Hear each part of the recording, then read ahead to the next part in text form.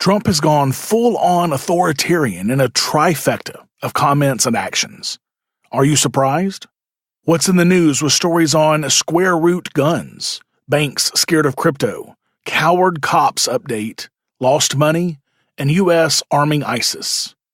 Also an Ancap Apps update on why I no longer recommend the Tor Browser. Finally, New Hampshire, it's like this too, with some news on liberty in the state. This episode is brought to you by ZenCash, a cryptocurrency that infuses privacy, anonymity, and security done right.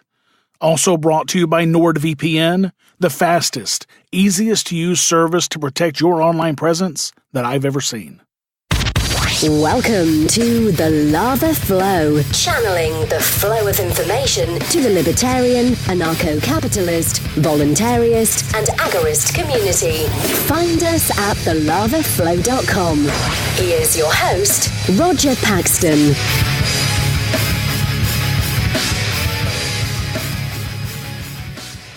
Thank you for joining me this week. From the home of the Memorial Bell Tower at Cathedral of the Pines that has 4 bronze bas-reliefs designed by Norman Rockwell, this is the show that will bring you the people, places, and events that everyone in the Liberty Rebellion needs to know. You can catch me on Twitter at TheLavaFlowPod.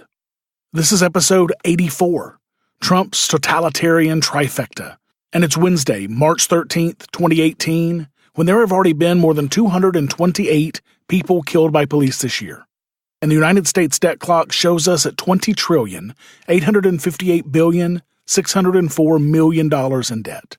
What's wrestling my jimmies this week? You're about to find out. Let's do it to it. Guys, first of all, I need to apologize for this episode being so late. But for the second time in as many years, we had a flood in our house that really put me behind on getting this episode out to you. So I'm sorry, guys. But holy shit, guys. You know, I pay so little attention to national politics these days because it's got so little effect on me here in New Hampshire. But I could not miss Trump's latest ridiculous totalitarian comments. And this is the fucking guy that some libertarians, including one of my favorite libertarians, Walter Block, actually supported. First off, Trump apparently made the comment, "I feel like taking the guns early, like in this crazy man's case that just took place in Florida. To go to court would have taken a long time. Take the guns first, go through due process second." Trump was apparently responding to comments from Vice President Pence that families and local law enforcement should have more tools to report potentially dangerous individuals with weapons. Pence said, "Allow due process so no one's rights are trampled. But the ability to go to court, obtain an order, and then collect not only the firearms, but any weapons." Trump responded, "Or Mike, take the firearms first and then go to court." Wow. I mean, what the actual fuck? I mean, you knew I was going to say it. Due process second? The entire point of due process is to do it before penalizing someone, in case they are innocent of the charges. It's so you don't remove people's rights without cause. Clearly, Trump does not understand centuries of common law that are designed to protect innocent people's rights. President Trump also broached the idea of instituting the death penalty for drug dealers, but he stopped short of formally proposing it, this time anyway. During a conference on the opioid crisis, Trump said, "Some countries have a very, very tough penalty, the ultimate penalty. And by the way, they have much less of a drug problem than we do. So we're going to have to be very strong on penalties. You know, if you shoot one person, they give you life. They give you the death penalty. These people can kill 2,000, 3,000 people, and nothing happens to them." Trump was clearly referring to the Philippines and Singapore as their countries that execute drug dealers. And Trump has discussed these policies in meetings with the leaders of those countries, officials said. Look, critics have assailed Trump's praise of Philippine President Rodrigo Duterte, whose self-proclaimed war on drugs has included extrajudicial killings. I assume that Trump's also going to be giving the death penalty to his own Federal Drug Administration, who's responsible for anywhere from 5 to 85 million deaths since it began operation. And finally, to round out Trump's trifecta, he has signed orders imposing stiff and sweeping new tariffs on imported steel and aluminum. Trump said, "The actions we're taking today are not a matter of choice. They are a matter of necessity for our security." Bull fucking shit. Look, the only thing this protects is American steel industry workers. That's it. This will raise the price of literally everything that steel is used for, which is a lot of shit if you think about it. These actions will increase levies on imports of steel by 25% and aluminum by 10%. Business groups, rightly so, have warned that the effect could be felt across the global supply network as consumers face higher prices for automobiles, appliances, and many other goods.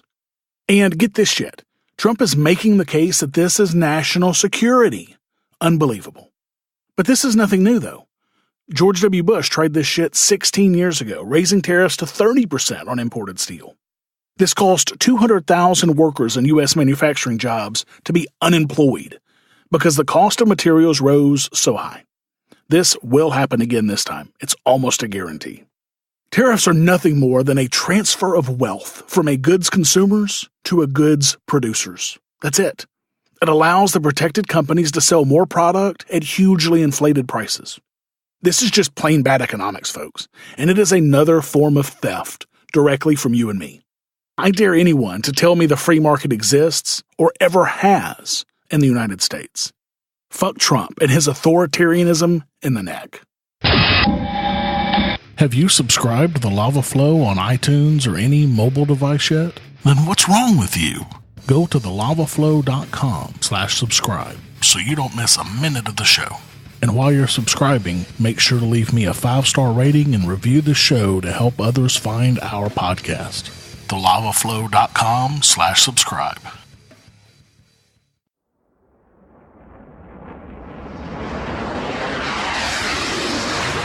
Hey, Liberty Rockers, this is Johnny Rocket from the Johnny Rocket Launchpad. Each week, I strive to bring you the best guests in talk radio. The Johnny Rocket Launchpad delivers weekly interviews of noteworthy politicians, economists, and activists. The Johnny Rocket Launchpad is bringing the party to the Libertarian Party and launching ideas in your direction. Check it out at JohnnyRocketLaunchpad.com or find us on iTunes. Each show is action-packed, explicit, and a lot of fun. So join me at JohnnyRocketLaunchpad.com every week for the newest episode. Keep liberty alive and rock and roll.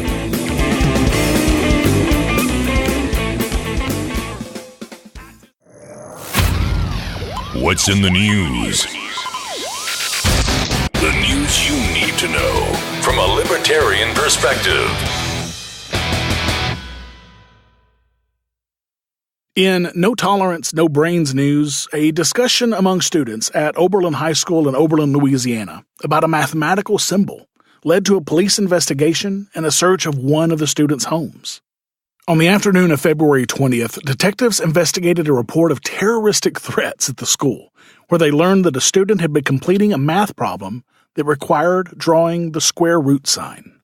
Students in the group began commenting that the symbol, which represents a number that's, when multiplied by itself, equals another number, looked like a gun. Folks, I can't make this shit up. This is from the Miami Herald. I swear this is not a fucking Onion article. After several students made comments along those lines, another student said something the sheriff's office said could have sounded like a threat out of context. Police searched the student's home, where they found no guns or any evidence that he had ever had access to guns. Authorities also wrote there was no evidence the student had any intent to commit harm at all. The police department wrote, the student used extremely poor judgment in making the comment, but in light of the actual circumstances, there was clearly no evidence to support criminal charges. Oh, you mean like the poor judgment it takes to completely strip someone of their rights to privacy by searching their home over making a non-threatening comment about a math symbol looking like a gun? Or the fact that he apparently has no First Amendment right to speak? I mean, come on. At least he didn't point a chewed pastry shaped like a gun at the cops, because he may have been killed.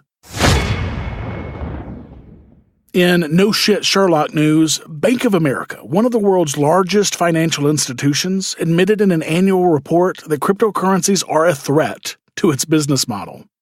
The bank, which recently barred its customers from using credit cards to purchase cryptocurrencies, said that this and other similar policies could cost the firm clients. Clients may choose to conduct business with other market participants who engage in business or offer products in areas we deem speculative or risky, such as cryptocurrencies, the bank said in the filing. In an astonishing admission, The bank, the second largest bank in the U.S., by the way, in terms of total assets, said that widespread adoption of cryptocurrencies and other fintech innovations could require the bank to make, quote, substantial expenditures to update its existing services and remain competitive with upstart firms. The widespread adoption of new technologies, including internet services, cryptocurrencies, and payment systems, could require substantial expenditures to modify or adapt our existing products and services, it said.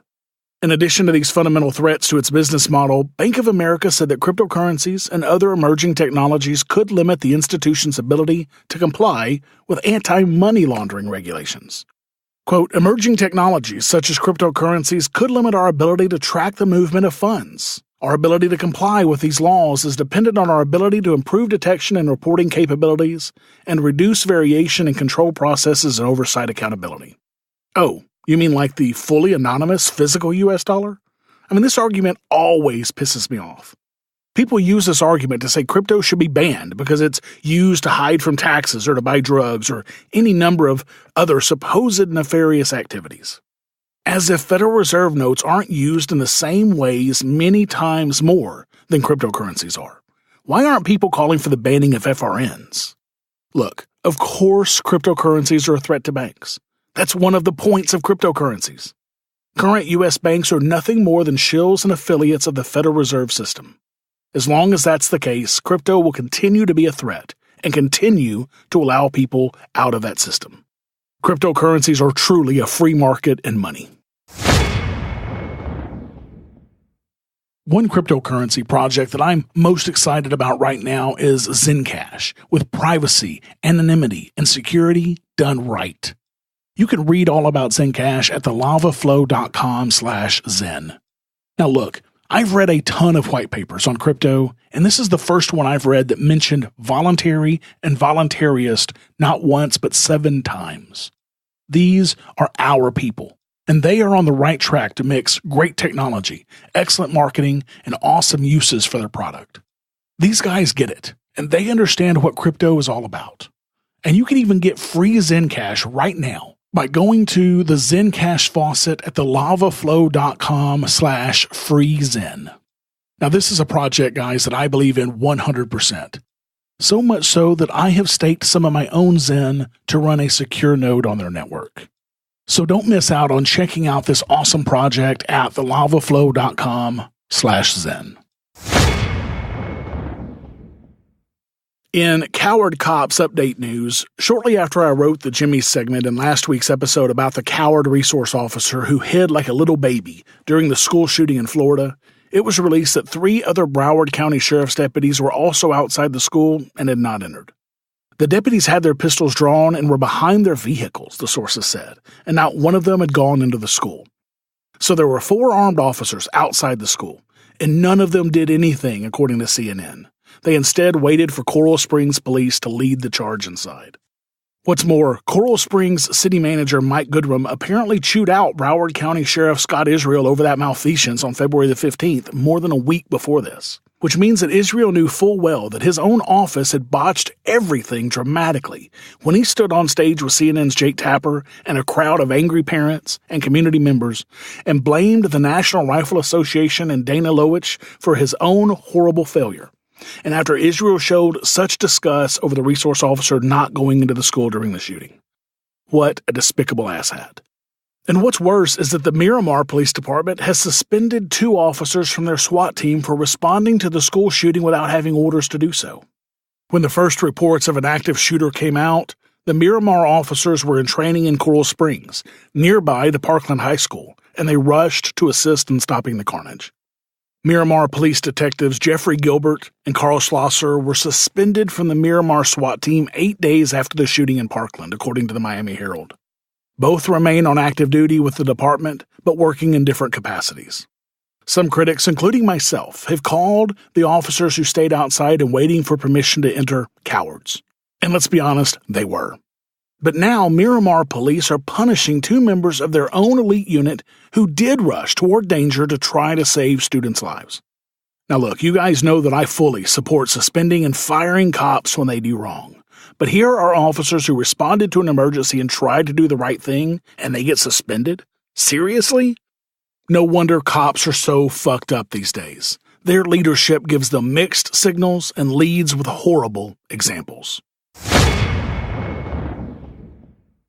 Are you looking for a way to protect your online presence quickly, easily, and inexpensively while still surfing the net with high speed? Well, NordVPN is the best way that I've ever found to do just that. With over 2,500 servers worldwide, they cover every continent except Antarctica. But, as they say, that's only because penguins just don't get the internet. They also offer double data encryption, which encrypts data not once, but twice. And they never log what you do and where you go on the internet. Also, NordVPN is fast, the fastest VPN service that I've ever used. They have apps for Windows, Mac, iOS, and Android, so you can protect all of your traffic from all of your devices with NordVPN. Starting as low as $3.29 per month, they're also inexpensive, and they take Bitcoin too. With NordVPN, you can securely access any website from anywhere around the world, safely share files via P2P networks, and enjoy the fastest VPN experience without compromising your online security and privacy. Get signed up for the VPN service that I personally use every time I hit the internet at thelavaflow.com/VPN. Again, that's thelavaflow.com/VPN. In its only stolen money news, an annual financial report released by the U.S. Treasury this month showed the government lost over $1 trillion in 2017. That's more than Australia's entire gross domestic product. The report said the government's bottom line net operating cost increased $105 billion, 10%, during fiscal year to $1.2 trillion. The huge sum constitutes the size of the entire Australian economy. It amounts to a loss of more than $2.2 million per minute. Despite that, the report noted that during fiscal year 2017, the U.S. economy continued to grow and the unemployment rate declined. Now look, if this happened to a business, if a private company lost this kind of money that its shareholders had put into the company, heads would be rolling at that company. But since the federal government stole this money at gunpoint to begin with, and since they have zero accountability, no one bats a fucking eye at $2.2 million being lost per minute.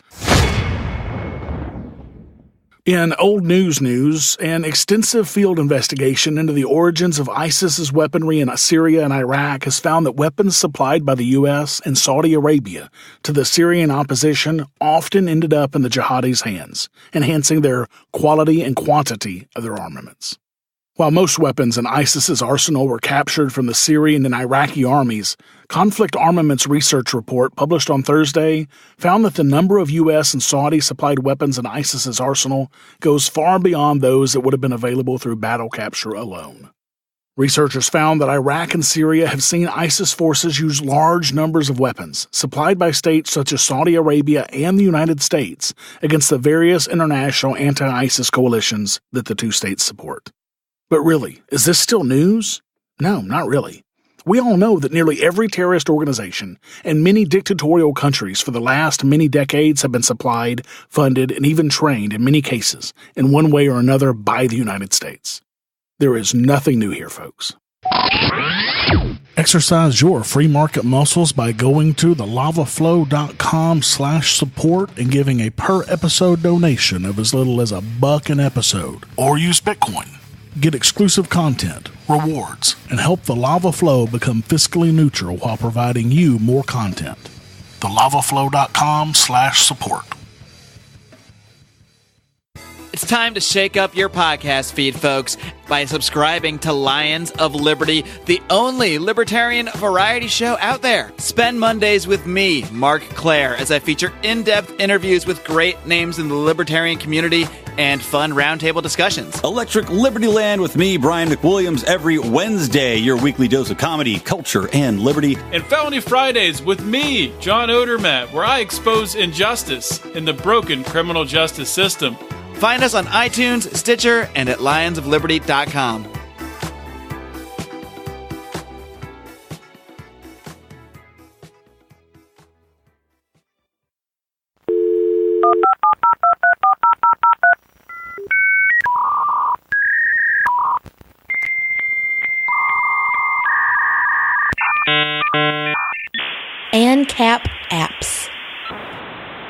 In an Ancap app update, a piece of software that I've recommended highly in the past has now been moved off of my recommended list. The Tor project, hailed as a bulwark against the encroaching surveillance state, has received funding from a U.S. government agency and cooperates with intelligence agencies. Tor, the free software which enables anonymous communication over the internet, is a privatized extension of the very same government that it claims to be fighting, claims journalist Yasha Levine, who obtained 2,500 pages of correspondence about the project via Freedom of Information Act requests. Hailed as NSA-proof and used by journalists and whistleblowers alike to protect themselves and their sources from government retribution, Tor is painted in an entirely new light in the FOIA documents, which reveal cooperation between the software's developers and U.S. government agencies. The documents released by Levine mostly focus on how Tor received funding from the Broadcasting Board of Governors, which supervises Washington-funded media, including Voice of America and Radio Free Europe, Radio Liberty. But they also tell a story of how employees of the nonprofit met regularly with the Department of Justice, the FBI, and many other three-letter agencies for training sessions and conferences, where the agencies pitched their software needs, the documents show. Commenting on the potentially explosive contents, Levine wrote in a blog post published on his website, "Why would the U.S. government fund a tool that limits its own power?" The answer, as I discovered, was that Tor didn't threaten American power. It enhanced it. According to Levine's research, Tor received almost 100% of its funding from 3 U.S. government agencies: the Navy, the State Department, and the BBG. In collaboration with government agencies, Tor even drew up plans to deploy their anonymity tool to countries that Washington was actively working to destabilize, including China, Iran, and Russia. Crucially, the FOIA documents also cast doubt on Tor's ability to shield its users from government spying. Although there's no evidence of Tor employees providing the U.S. government with a direct backdoor to the software, the documents do show that Tor has no qualms with privately tipping off the federal government to secret vulnerabilities before alerting the public, a move that would give the feds an opportunity to exploit the security weakness long before informing Tor users or patching the software. The alarming revelations from Levine's data dump are not the first to have implicated Tor in plotting with the U.S. government. In 2016, a Tor developer was caught creating malware for the FBI to help the agency spy on users of the supposedly anonymous tool. Alright guys, this is serious fucking business. Do not trust Tor at this point, and potentially ever going forward. I'll be keeping a close eye on this one, but I don't think I can ever recommend Tor again, even if they completely dump federal funding and assistance. If you've got Tor on your system, I highly recommend that you delete it completely. I have. And frankly, I'm very sorry that I ever recommended the software to you guys at this point. This is Chris Spangle, and I am the host of We Are Libertarians, which you can find in iTunes, Google Play, or at wearelibertarians.com. We are a podcast that brings you all of the irreverence that modern politics deserves by examining current events from a libertarian perspective. So please, check us out at wearelibertarians.com.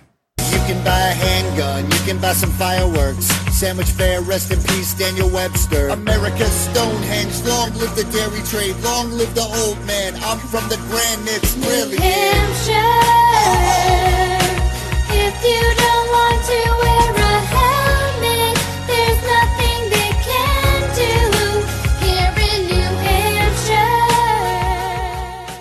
There have been some interesting updates in New Hampshire that give us even more freedom in the state. First of all, the New Hampshire House of Representatives passed a bill banning the use of sobriety checkpoints by state and local police departments, following long-running criticism that the practice is unconstitutional and ineffective.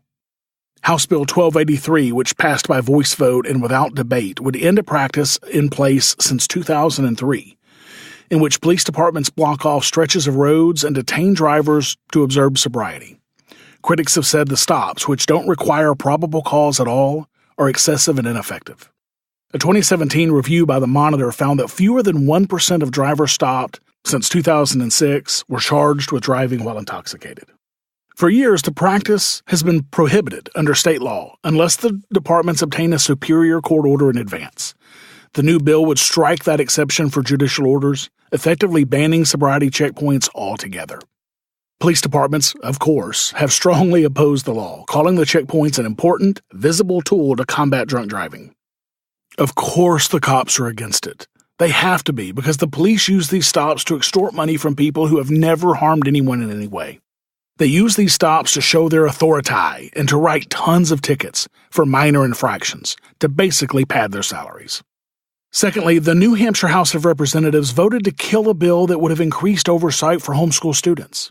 House Bill 1263 would have required that homeschool students have their annual assessments reviewed by either state officials or non-public school principals. Currently, parents of homeschool students don't have to share the result of the assessments with anybody. As soon as the bill was introduced, it faced overwhelming opposition from homeschool families, who turned out by the dozens to testify against the bill during its public hearing. The bill came out of committee with a unanimous negative recommendation. It was voted down by the full House on a voice vote. In a time where most states are adding restrictions and oversight to homeschooling, New Hampshire is stopping those sorts of tactics dead in their tracks. But of course, New Hampshire is far from perfect, and it still has a long way to go.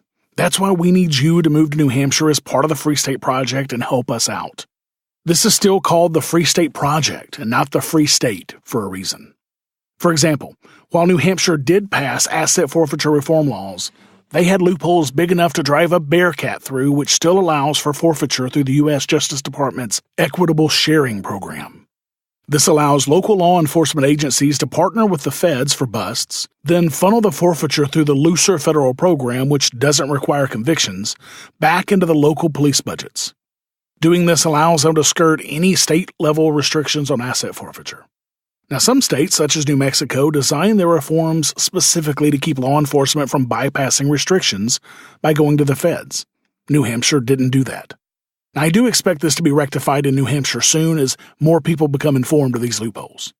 So make sure to check out the Free State Project. Help us accelerate achieving liberty in our lifetimes and enjoy the fruits of our labor by living in the freest state in the country. Thank you for listening to the show this week. As always, I need to thank my favorite PorkFest producer, Jessica, for her help with this show. For the show notes to this episode, where I put links and other information that's been on this show, go to thelavaflow.com/84. I have three new supporters this week. That's incredible. Cody Y., William S., and Andrew B. all support the show now at $1 per episode through Patreon.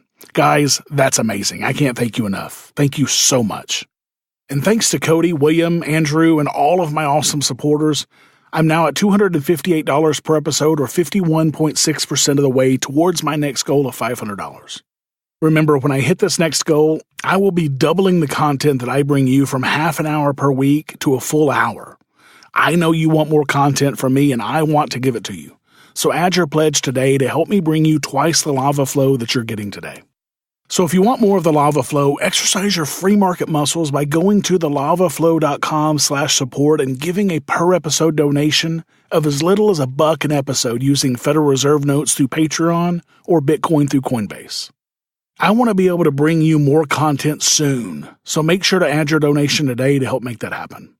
Also, I have a new review this week on Apple Podcasts. American Freedom 1234 USA said, "A must listen. Love this podcast. Roger always knows how to piss me off by telling me about corruption. Every episode refreshes my hatred of government and their cronies." Thanks so much, American Freedom. That is absolutely my goal. Never stop hating the state. And if you have a minute and you want to hear your review on this show, please go to thelavaflow.com/Apple and leave me a rating and a review. Or do it on any podcatcher app. All the cool kids are doing it. Thank you to everyone who's left me a rating and a review so far. You guys rock. To all of you who haven't, can you guys help me out and go leave a review for me? Go to thelavaflow.com/Apple to do that now. Until next time, keep striking the root.